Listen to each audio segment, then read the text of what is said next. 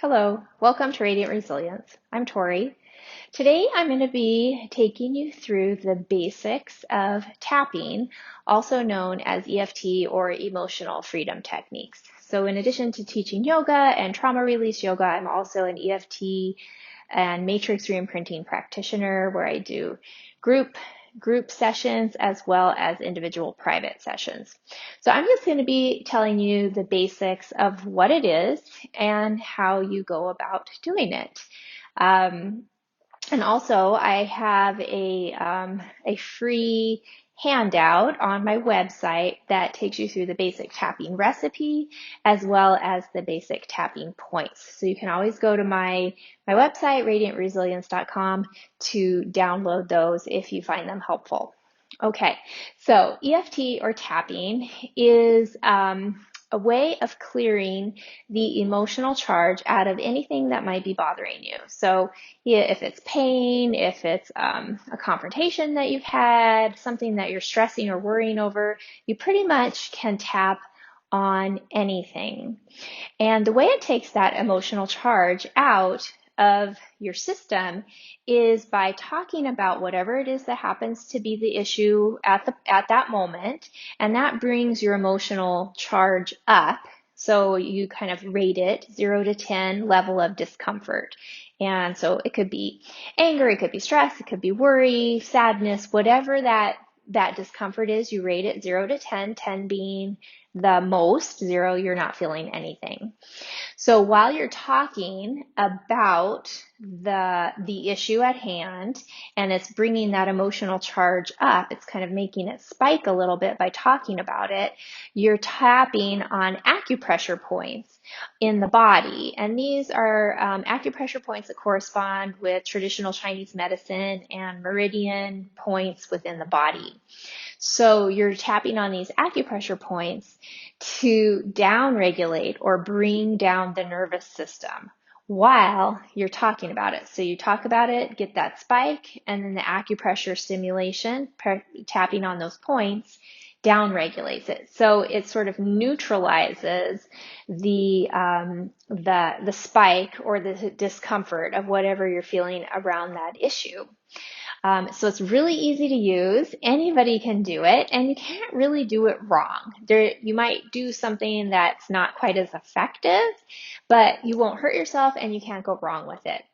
And I'm just going to take you through. So you've rated your level of discomfort on whatever issue it is you're working on, and then you start tapping on the karate chop point.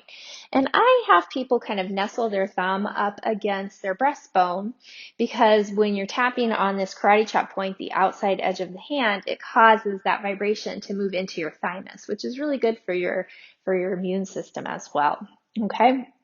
So while you're tapping on your karate chop point, and you only tap on the karate chop point while you're doing the setup statement, which is, even though I have such and such problem, and you list it out, I'm worried about this or that, or this hurts, or whatever it is, even though I have, and you state the problem, and then you follow it up with, I deeply love and I still choose to deeply love and completely accept myself. And then another thing that I like to add to it is, and what if I could just let this go? Okay. So even though I have stated problem, I still choose to deeply love and completely accept myself. And what if I could let this go? Okay, so you do your setup statement. Some schools of tapping have you do your setup statement 3 times. The school that I learned in, that's not necessary, so you can just go by what feels right for you. And then you move through the tapping points, and you're going to do those couple rounds of tapping while you're talking about everything you can think of about that issue.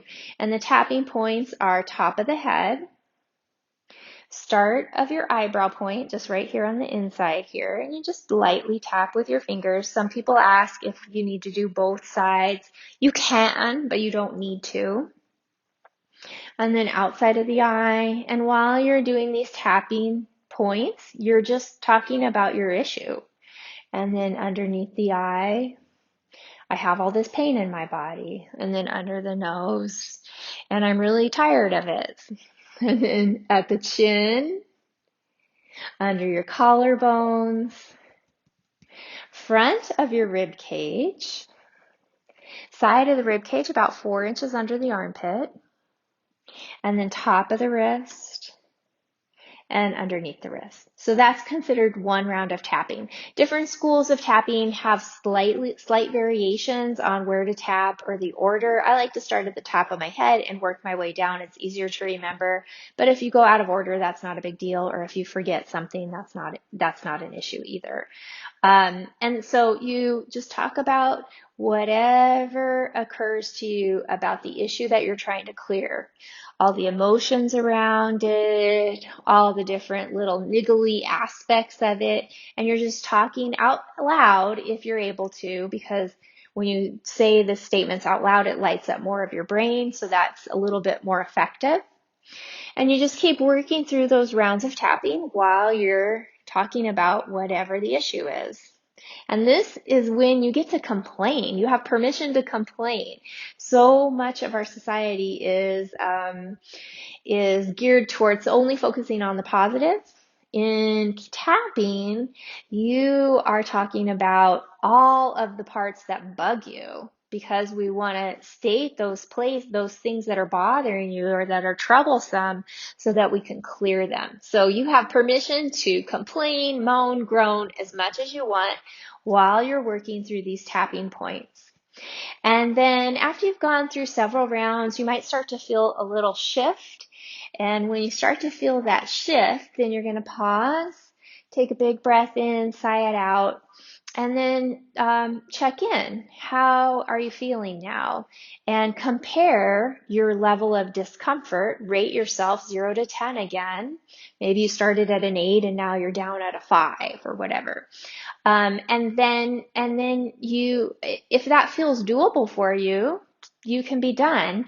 If you're still feeling like you could bring it down a little bit more, 2 good questions to ask are, what's left? So maybe some different parts of the issue have sort of surfaced and you can tap on those.